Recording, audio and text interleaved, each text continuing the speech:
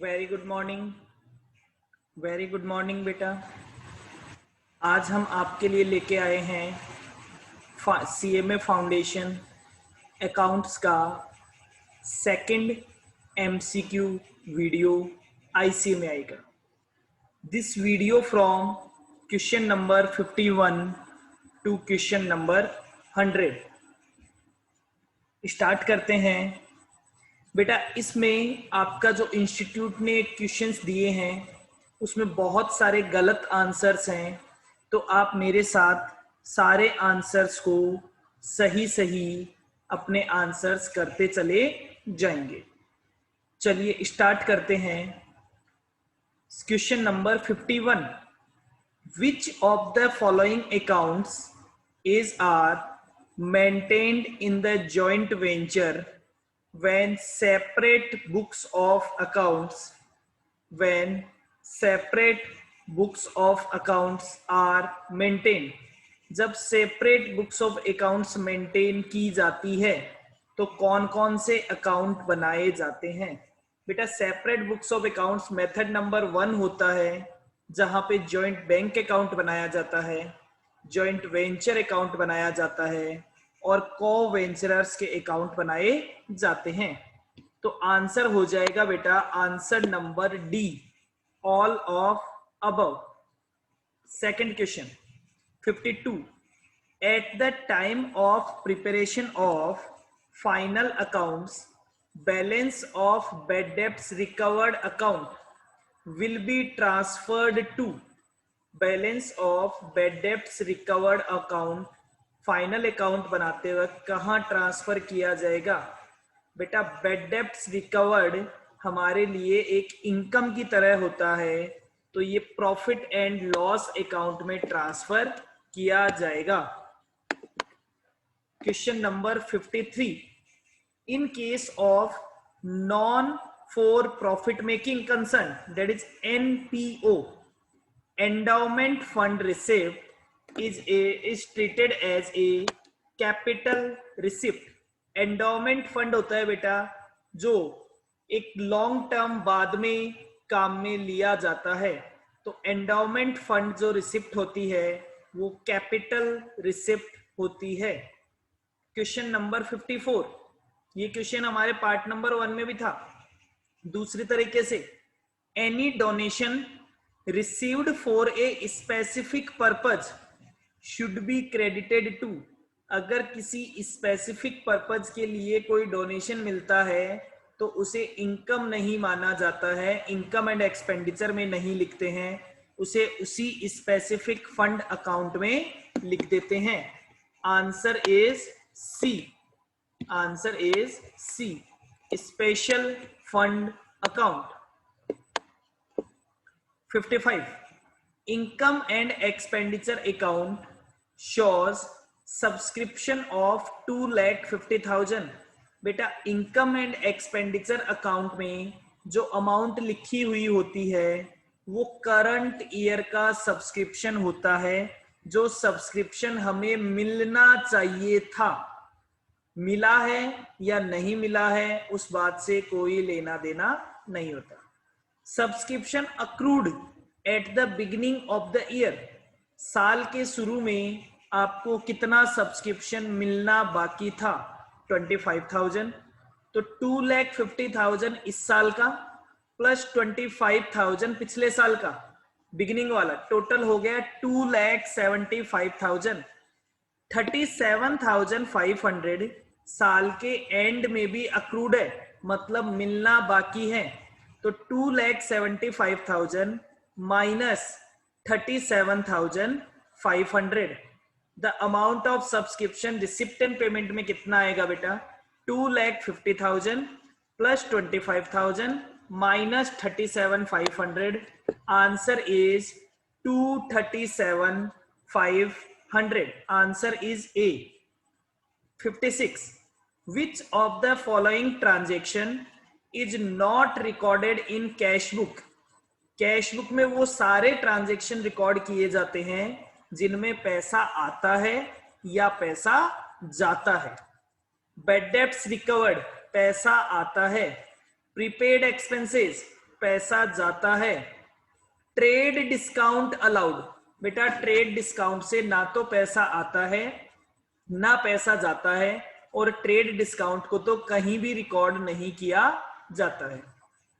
Option number d, freight paid for acquiring and asset, पैसा जाता है। आंसर हो जाएगा c, trade discount allowed. Next is question number 57, credit purchase of fixed asset is recorded in, बेटा purchase book में लिखते हैं credit purchase of goods, cash book में लिखते हैं कैश के ट्रांजैक्शन, पेटी कैश बुक में लिखते हैं छोटे छोटे खर्चे।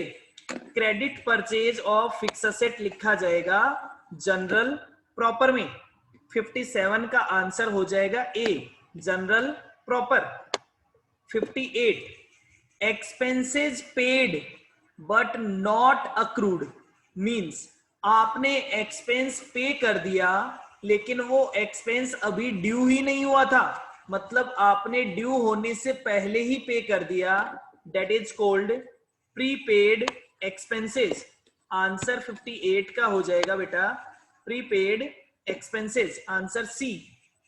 Question number 59, till the discounted bill is paid by the acceptor it remains as, आपने एक बिल डिस्काउंट करवा लिया लेकिन अभी तक एक्सेप्टर ने पेमेंट नहीं किया है, तो तब तक वो बिल आपके लिए एक कंटिंजेंट लायबिलिटी रहेगा जिसे बैलेंस शीट के फुट नोट में दिखाया जाता है।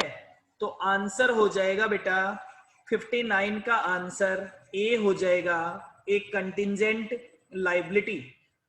Question number 60, the amount of yearly depreciation under written down value method, बेटा written down value method में हर साल depreciation written down value पे लगाया जाता है, तो हर साल की अगर WDV कम होती जाती है तो हर साल का depreciation भी कम होता जाएगा।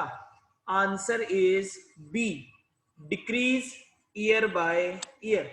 बेटा बहुत सारे आंसर्स गलत हैं तो आप मेरे साथ साथ इन आंसर्स को सही कर लीजिए। Question number 61, goods purchased from mister A but wrongly entered in the account of mister B, mister A से गुड्स परचेज किया था लेकिन आपने मिस्टर बी के अकाउंट में लिख दिया, मतलब परचेज में तो सही लिखा है, तो rectification of error will be result in, rectification करने से क्या फर्क पड़ेगा, इंक्रीज इन ग्रॉस प्रॉफिट, क्या ग्रॉस प्रॉफिट बढ़ जाएगा, क्या ग्रॉस प्रॉफिट कम हो जाएगा, no effect on gross profit, और डी आइदर ए और आइदर बी। बेटा रेक्टिफिकेशन एंट्री में प्रॉफिट परचेज का नाम कहीं नहीं आएगा, ए और बी के खाते में गलती है, ए और बी से प्रॉफिट पे कोई फर्क नहीं पड़ता है, तो आंसर इज 61 का आंसर होगा बेटा c, no effect on gross profit. Question number 62, when cash received for services rendered in the past, आपने पास्ट में कोई सर्विस दे रखी है और उसका पैसा आज रिसीव होता है, तो बेटा जब हम सर्विस देते हैं तभी हम उसकी इनकम रिकॉर्ड कर लेते हैं, तो क्या आज पैसा मिलने से प्रॉफिट बढ़ेगा? नहीं बढ़ेगा। करंट एसेट बढ़ेगी? नहीं बढ़ेगी, क्योंकि पहले वो पैसा ड्यू था, अब वो पैसा मिल गया है, तो ना तो करंट एसेट बढ़ेगी, ना प्रॉफिट बढ़ेगा, ना ओनर्स इक्विटी बढ़ेगा, कोई फर्क नहीं पड़ेगा बेटा। डेटर्स की जगह बस कैश आ जाएगा, तो एक करंट एसेट दूसरी करंट एसेट। 62 का आंसर होगा बेटा none of this. Question number 63, stock in the hand of consignee, consignee के हैंड में जो स्टॉक होता है उसे कौन सी वैल्यू पे रिकॉर्ड किया जाता है? तो बेटा स्टॉक हमेशा कॉस्ट और market price which ever is lower पे रिकॉर्ड किया जाता है। आंसर हो जाएगा बेटा 63 का आंसर ए हो जाएगा। 64 नोटिंग चार्जेज पेड बाय, बेटा ध्यान से समझें, नोटिंग चार्जेज से रिलेटेड दो क्वेश्चन हो सकते हैं। एक noting charges borne by, bear कौन करेगा, और दूसरा पे कौन करेगा। बेटा जो पर्सन बिल का पेमेंट लेने जाता है, जिसको बिल का पैसा मिलने वाला होता है, तो जब उसे पैसा नहीं मिलता है तो पे उसी को करना पड़ता है, क्योंकि वही बिल की नोटिंग करवाता है। फाइनली वो बियर किसको करना पड़ता है, ड्रॉई की। तो अगर यहां लिखा होता नोटिंग चार्जेज बॉर्न बाय तो हम लिख देते ड्रॉई, लेकिन यहां लिखा हुआ है पेड बाय, तो इसका आंसर हो जाएगा सी, द पेई। 64 का आंसर हो जाएगा सी, द पेई। Question number 65 the valuation procedure for stock is cost or net realizable value, whichever is lower the procedure follows as per historical cost concept, going concern concept, money measurement concept और conservatism concept. This is called conservatism concept कि अगर कोई loss हो गया है तो उसे आज ही रिकॉर्ड कर लीजिए, लेकिन अगर प्रॉफिट हुआ है तो आज रिकॉर्ड मत कीजिए। मतलब अगर मार्केट वैल्यू कॉस्ट से ज्यादा पे है तो कॉस्ट पे रिकॉर्ड कीजिए, लेकिन अगर मार्केट वैल्यू कॉस्ट से कम हो चुकी है तो भैया लॉस को आज रिकॉर्ड कर लीजिए। आप स्टॉक को कौन सी वैल्यू पे रिकॉर्ड करेंगे, आप स्टॉक को कॉस्ट और NRV which ever is lower पे रिकॉर्ड करेंगे। कंजर्वेटिज्म कॉन्सेप्ट 65 का आंसर होगा D. Question number 66 when incomes recognized on cash basis and expenditure recognized on accrual, मतलब इनकम को रिकॉर्ड करो केस बेसिस पे, खर्चे को रिकॉर्ड करो अक्रूवल बेसिस पे। द सिस्टम, उस सिस्टम को क्या बोलेंगे, क्या अक्रूवल सिस्टम बोलेंगे, क्या केस सिस्टम बोलेंगे, क्या मर्केंटाइल बोलेंगे, या हाइब्रिड बेसिस बोलेंगे। बेटा हाइब्रिड मिक्सचर है, कुछ आइटम आप कैश पे दिखा रहे हो, कुछ आइटम आप अक्रूवल पे दिखा रहे हो, तो ये सिस्टम कौन सा कहलाता है, hybrid basis of accounting. Point number 67 which one is not considered as capital expenditure. बेटा आर्किटेक्चर की फीस नई बिल्डिंग बनाने में लगाई जाती है, डिमोलिशन कॉस्ट नई बिल्डिंग से पहले पुरानी बिल्डिंग का अगर कोई स्ट्रक्चर बना हुआ है उसे तोड़ना डिमोलिशन कॉस्ट कहलाता है, legal cost for buying property वो भी कैपिटल एक्सपेंस, लेकिन डेप्रीशिएशन रेवेन्यू खर्चा होता है, डेप्रीशिएशन। तो आंसर इज ए, 67 का आंसर हो जाएगा बेटा a. Legal charges paid to defend a suit on firm's factory site is, firm की फैक्ट्री साइट पे कोई किसी ने क्लेम कर दिया, लीगल केस कर दिया, तो उसके लिए जो चार्जेस पे करते हैं डेट आर रेवेन्यू एक्सपेंडिचर। क्योंकि पहले भी फैक्ट्री हमारी थी, अभी भी फैक्ट्री हमारी है, हमने तो हमारी फैक्ट्री को बचाने के लिए कोई लीगल चार्जेस मेंटेन रखने के लिए लीगल चार्जेस पे किए हैं। तो 68 का आंसर हो जाएगा revenue expenditure.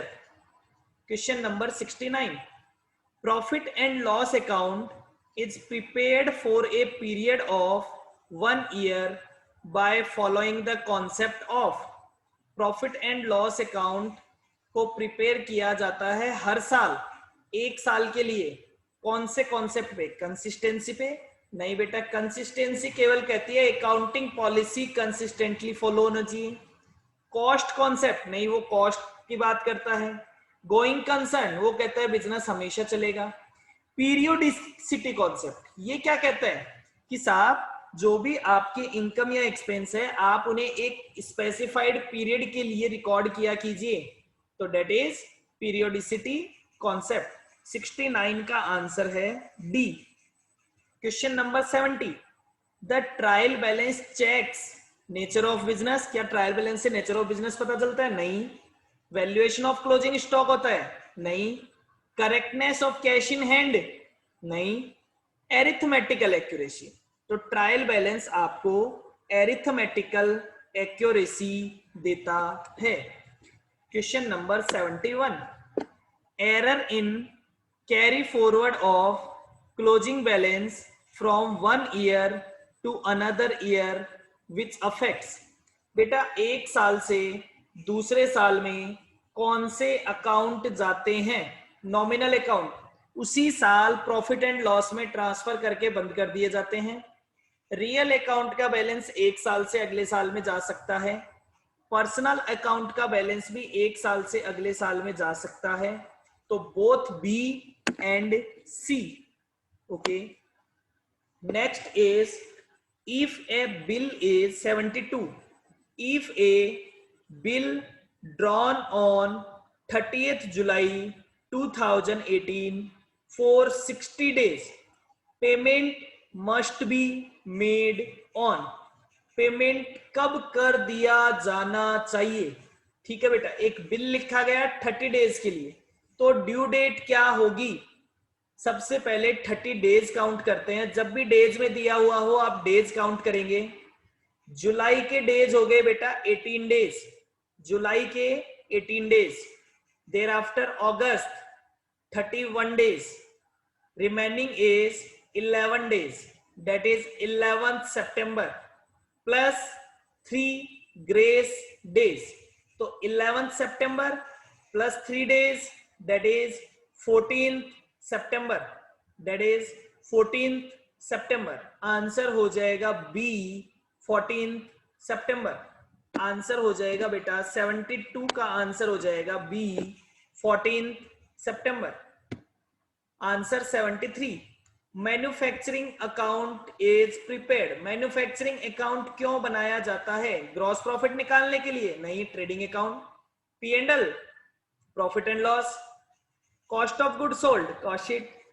To ascertain the cost of goods manufactured, जो गुड्स बनाई है उनकी कॉस्ट निकालने के लिए मैन्युफैक्चरिंग अकाउंट बनाया जाता है। 73 का आंसर है ए। 74, विच one of the following is not a financial statement? Trial balance, बिल्कुल बेटा सबसे पहला ही आंसर है। ट्रायल बैलेंस फाइनेंशियल स्टेटमेंट्स का पार्ट नहीं होता है, वो केवल और केवल में अरिथमेटिकल एक्यूरेसी निकालने चेक करने के लिए बनाया जाता है। Question number 75, any revenue expense for which A separate fund is available. कोई ऐसा रेवेन्यू खर्चा जिसके लिए सेपरेट फंड अवेलेबल हो, तो उस खर्चे को सेपरेट फंड में ही डेबिट किया जाएगा। Debited to separate fund. 75 का आंसर होगा सी। 76, is not objective of accounting give accurate information, keep record in a systematic manner, gives recorded analysis, a certain financial position of business। बेटा accounting से financial position का भी पता चलता है, data का एनालिसिस भी हो जाता है, सिस्टमेटिक मैनर में भी रिकॉर्ड किया था। ये जरूरी नहीं है कि अकाउंटिंग एकदम आपको एक्यूरेट इंफॉर्मेशन दे, उसमें कुछ गलतियां हो सकती हैं। Human errors are always there. तो हम ये कभी नहीं कह सकते कि accounting is always gives accurate information. Question number 77, which of the following is not a paper transaction? कौन सा एक पेपर ट्रांजेक्शन नहीं है? चार्ज ऑफ डेप्रिसिएशन, आप डेप्रिसिएशन को चार्ज करने की एंट्री करते हैं?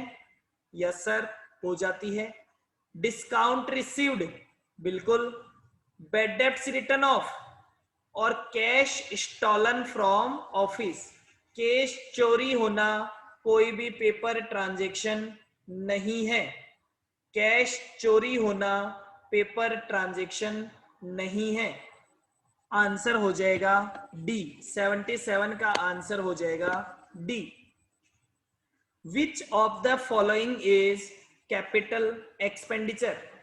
रिपेयर हमेशा रेवेन्यू खर्चा होता है, लॉकर का रेंट रेवेन्यू खर्चा होता है, हर साल जो सब्सक्रिप्शन बनता है, डिमोलिशन कॉस्ट, बेटा डिमोलिशन कॉस्ट होती है जब कोई नई एसेट बनानी होती है तो उसके लिए पुरानी वाली एसेट को जब हम तोड़ के नई एसेट बनाते हैं तो पुरानी एसेट को तोड़ने के लिए जो कॉस्ट लगाई जाती है उसे बोलते हैं demolition cost.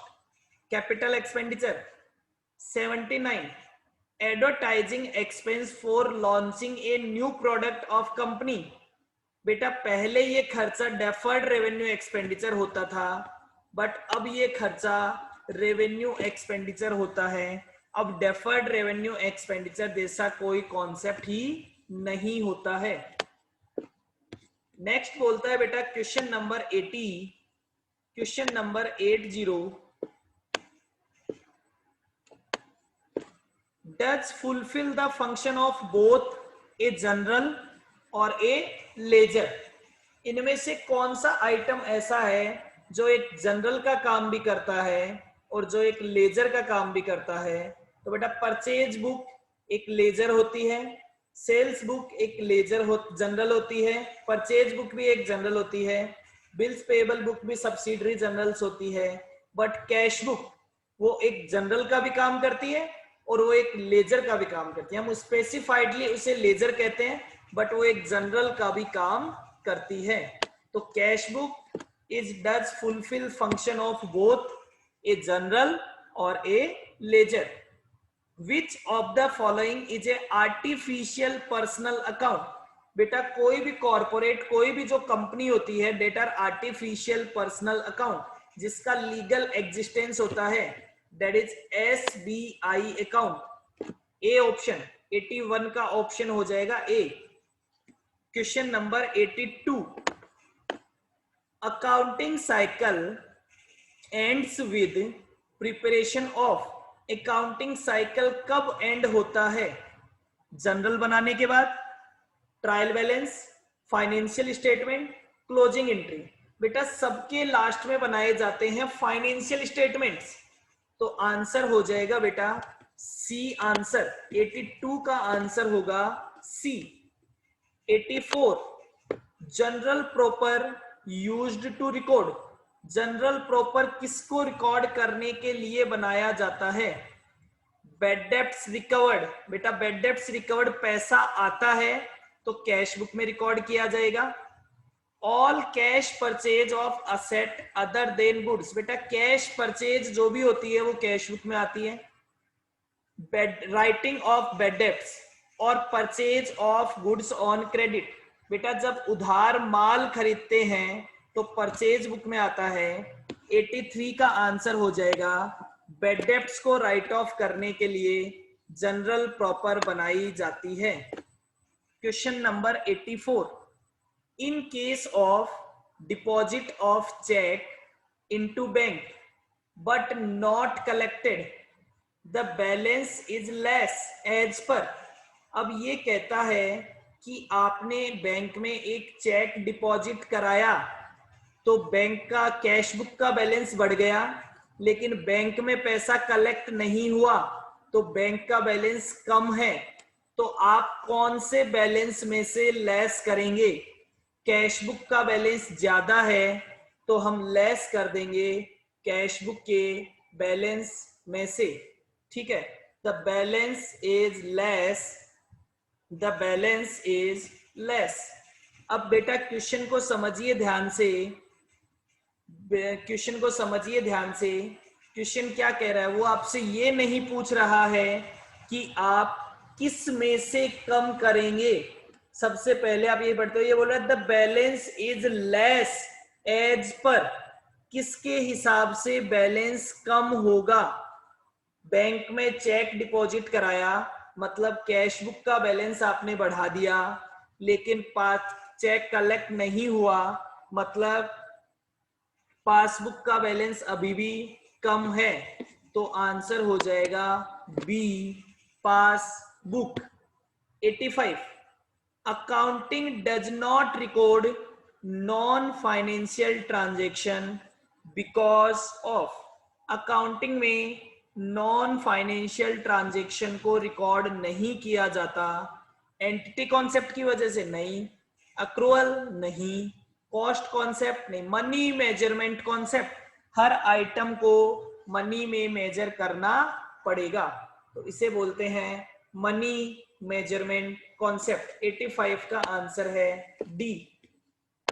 86 narration is given at the end of, narration दिया जाता है किसके एंड में, फाइनल अकाउंट्स के एंड में, ट्रायल बैलेंस के एंड में, each ledger account, each journal entry, हर जर्नल एंट्री के बाद में नरेशन लिखा जाता है।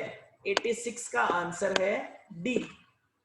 विच one of the following is an example of personal account, machinery नहीं, रेंट नहीं, कैश नहीं, क्रेडिटर, क्रेडिटर का नाम भी हो सकता है, A account, B account, C account, तो क्रेडिटर जो होता है वो पर्सनल अकाउंट का एग्जाम्पल होता है। Question number 88 5000 incurred for upgradation of computer by installation of 120 MB RAM।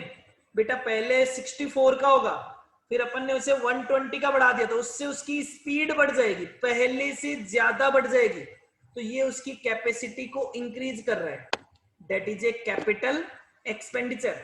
88 का आंसर होगा सी। 89 cost of goods purchased for resale is an example of, जो हम माल खरीदते हैं बेचने के लिए, वो एक रेवेन्यू आइटम होता है, it is a revenue expenditure.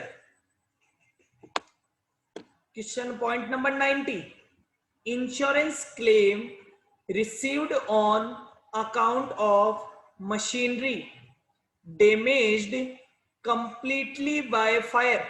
जब एक मशीन कंप्लीटली डैमेज हो जाती है, बेटा अगर मशीन थोड़ा डैमेज होता है और उसके रिपेयर के लिए कोई पैसा मिलता है, that is revenue receipt, but machine को जब बेच देते हैं तब पैसा आता है, मतलब मशीन गई और जो पैसा आया, दैट इज कैपिटल रिसिप्ट। वैसे ही जब मशीन कंप्लीटली डिस्ट्रॉय हो जाती है तो पैसा जो आ रहा है वो मशीन के बदले में आ रहा है, एक कैपिटल असेट के बदले में आ रहा है, तो वो कौन सा पैसा होगा, कैपिटल रिसिप्ट।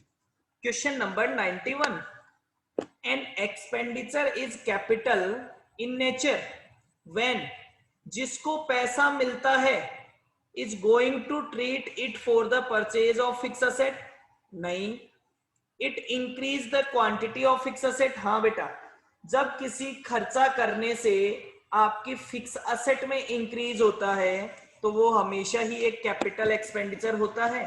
91 का आंसर हो जाएगा B.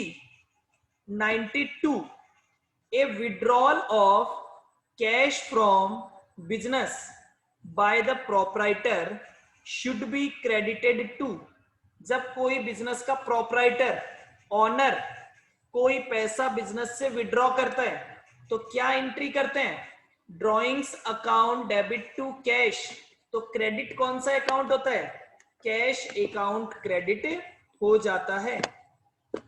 Cash book is a form of a ledger, a journal, a trial balance और all of the above.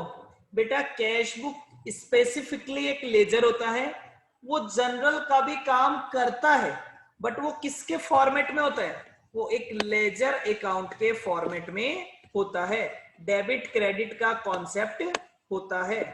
Done. 93 का आंसर होगा ledger. 94 a sale of goods to Lakshman for cash should be debited to, बेटा जब cash में cell की जाती है तो एंट्री होती है cash account debit to sale, तो डेबिट की जाएगी कैश अकाउंट। 94 का आंसर हो जाएगा B. 95 the bad debts written off subsequently recovered are, earlier bad debts written off earlier as bad, subsequently recovered, पैसा आता है तो एंट्री क्या होती है? डेबिटेड, नहीं तो cash account debit to bad debts recovery account. Answer is B, credited to bad debts recovery account. Question number 96. Which one of the following is an external cause of depreciation?